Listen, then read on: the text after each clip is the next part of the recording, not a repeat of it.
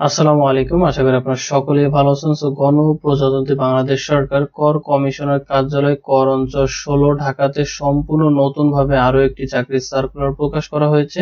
যে সার্কুলারটিতে বলা হয়েছে ঢাকা বিভাগের সকল জেলা থেকে নারী এবং পুরুষ উভয় প্রার্থীগণ এই সার্কুলারটির ক্ষেত্রে আবেদন করতে পারবেন। টোটাল 93টি পদ ক্যাটাগরিতে লোক নিয়োগ দেওয়া হবে। সম্পূর্ণ আবেদনটি অনলাইনের মাধ্যমে সাবমিট করতে পারবেন। সো এই ভিডিওটির মাধ্যমে এই সার্কুলারটি সম্পর্কে বিস্তারিতভাবে দেখানোর চেষ্টা করব। কিভাবে আপনারা আবেদন করবেন, আবেদন করার জন্য কি কি প্রয়োজন হবে, কত টাকা খরচ হবে, কবে থেকে আবেদন করা শুরু হবে, কবে শেষ হবে, বিস্তারিতভাবে দেখানোর চেষ্টা করব। আশা করি পুরো ভিডিওটি কন্টিনিউ করলে সার্কুলারটি সম্পর্কে বিস্তারিতভাবে জানতে পারবেন।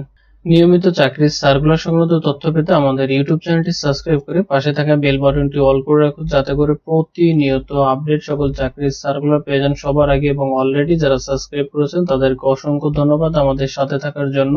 সো কথা না বাড়িয়ে আমরা এক এক করে এখন পদগুলো দেখে নিব। যেমন অফিস সহায়ক পদে 20 জন লোককে নিয়োগ দেওয়া হবে। 20তম গ্রেডে 20,010 টাকা পর্যন্ত বেতন প্রদান করা হবে। এসএসসি সম্মানে পাশ থাকলে আবেদন করা যাবে। অফিস সহায়ক পদের ক্ষেত্রে রাজবাড়ী জেলা ব্যতীত ঢাকা বিভাগের সকল জেলার প্রার্থী আবেদন করতে পারবেন। 5 নম্বর রয়েছে অফিস সহকারী কাম কম্পিউটার মুদ্রাক্ষরিক, যেখানে 21 জন লোককে নিয়োগ দেওয়া হবে। 16তম গ্রেডে 22,490 টাকা বেতন প্রদান করা হবে। এই পদটিতে আবেদন করার জন্য উচ্চ মাধ্যমিক সার্টিফিকেট এইচএসসি সমমানে পাশ থাকতে হবে।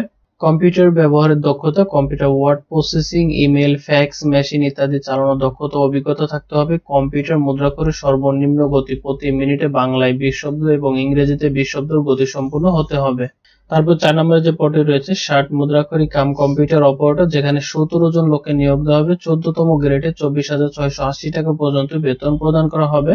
এই পদটিতে আবেদন করার জন্য কোন স্বীকৃত বিশ্ববিদ্যালয় হতে ন্যূনতম দ্বিতীয় শ্রেণী বা সমানের সিজিপিএতে স্নাতক পাশ হতে হবে। কম্পিউটার ব্যবহারের দক্ষতা জানতে হবে। Computer word processing, email, fax machine ইত্যাদি চালানোর দক্ষতা অভিজ্ঞতা থাকতে হবে এবং ষাটলিপি লিখনের সর্বনিম্ন গতি বাংলায় 45 শব্দ, ইংরেজিতে 45 শব্দ লেখার এক্সপার্ট হতে হবে, তাহলে কিন্তু আবেদন করতে পারবেন। 3 নম্বরে রয়েছে উচ্চমান সহকারী, যেখানে 16 জন লোককে নিয়োগ দেওয়া হবে। 14তম গ্রেডে 24,680 টাকা বেতন প্রদান করা হবে। এই পদটিতে আবেদন করার জন্য স্বীকৃত কোনো বিশ্ববিদ্যালয়তে স্নাতক পাশ হতে হবে। কম্পিউটার বেসিক ট্রেনিং কোর্সে উত্তীর্ণ হতে হবে। কম্পিউটার ওয়ার্ড প্রসেসিং সহ ইমেল, ফ্যাক্স মেশিন পরিচালনার দক্ষতা অভিজ্ঞতা থাকতে হবে। 2 নম্বরে রয়েছে প্রধান সহকারী, যেখানে 18 জন লোককে নিয়োগ দেওয়া হবে। 13তম গ্রেডে 11,000 টাকা থেকে শুরু করে 26,590 টাকা বেতন প্রদান করা হবে। শিক্ষাগত যোগ্যতা হিসাবে স্নাতক সমমানের ডিগ্রি পাস হতে হবে। কম্পিউটার বেসিক ট্রেনিং কোর্সে উত্তীর্ণ হতে হবে। কম্পিউটার ওয়ার্ড প্রসেসিং সহ ইমেল, ফ্যাক্স মেশিন পরিচালনার দক্ষতা অভিজ্ঞতা থাকতে হবে। 1 নম্বর রয়েছে কম্পিউটার অপারেটর, যেখানে একজন লোককে নিয়োগ দেওয়া হবে। 13তম গ্রেডে 26,590 টাকা বেতন প্রদান করা হবে। বিজ্ঞান বিভাগে স্নাতক পাশ হলে আবেদন করতে পারবেন। কম্পিউটার মুদ্রাক্ষরে প্রতি মিনিটে বাংলায় এবং ইংরেজিতে যথাক্রমে 25 শব্দ, 30 শব্দ গতি সহ সংশ্লিষ্ট বিষয়ে টেস্টে উত্তীর্ণ হতে হবে। সেখানে আমরা 1 নম্বর থেকে 4 নম্বর ক্রমিক পদ পর্যন্ত যেগুলো ক্যাটাগরি দেখে নিলাম, প্রত্যেকটা পদের ক্ষেত্রেই কিন্তু ঢাকা বিভাগের সকল জেলার প্রার্থী আপনারা আবেদন করতে পারবেন। ছেলে এবং মেয়ে উভয় প্রার্থীগণ আবেদন করার সুযোগ রয়েছে।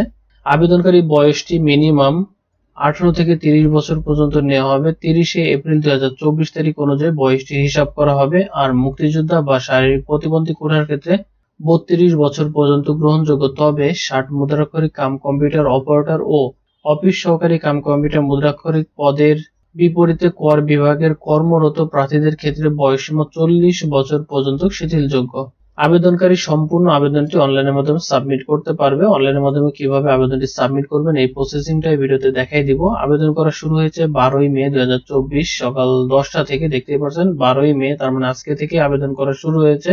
আবেদনের প্রক্রিয়াটি চলমান থাকবে 26শে মে 2024 বিকাল 5টা পর্যন্ত সময় দেওয়া হবে অনলাইনের মাধ্যমে আবেদনটি সাবমিট করার জন্য। আবেদনটি সাবমিট করার পরে অবশ্যই আমাদেরকে অ্যাপ্লিকেশন ফি হিসাবে কিছু টাকা জমা দিতে হবে।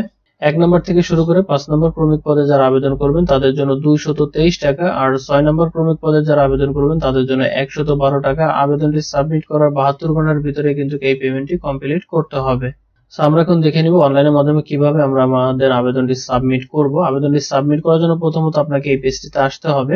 এখানে আসার জন্য আপনি চলে যাবেন আমাদের ভিডিও ডেসক্রিপশন বক্সে, সেখানে লিংক দেওয়া রয়েছে। ওই লিংকে ক্লিক করে খুব সহজে আপনি এখানে চলে আসতে পারবেন, বা গুগলে টাইপ করতে পারেন tax16.intro.com.bd, এটা লিখে গুগলে সার্চ করলে আপনি এই পেজটি পেয়ে যাবেন। সো এখানে আসার পরে application form click here to apply online যে বাটনটি দেখতে পাচ্ছেন, এখানে ক্লিক করার সাথে সাথে সার্কুলার ভিতরে যতগুলো পদ রয়েছে প্রত্যেকটি পদ আপনার সামনে শো করবে। আপনি কোন পদটিতে আবেদন করতে চান সিম্পলি পদের উপরে ক্লিক করে নেক্সটে দিলে কিন্তু আমাদেরকে আবেদন ফর্মটি দেওয়া হবে। সো দেখতেই পাচ্ছেন আমাদের সামনে আবেদন ফর্মটি চলে আসছে।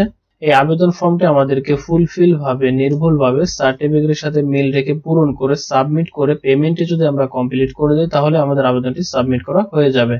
সো আশা করি আপনারা আপনাদের আবেদনটি খুব সহজেই সাবমিট করতে পারবেন। আর যদি কোনো প্রবলেম হয় কমেন্ট করে জানাবেন, সমাধান করতে চেষ্টা করব। ভিডিওটি এখানে শেষ করছি, ভালো লাগলে অবশ্যই এটা লাইক করে দিবেন আর চ্যানেলে নতুন হলে সাবস্ক্রাইব করে রাখবেন। আবারও ফিরে আসবো নতুন কোনো চাকরির সার্কুলার নিয়ে, ততক্ষণ সময় ভালো থাকবেন। আল্লাহ হাফেজ।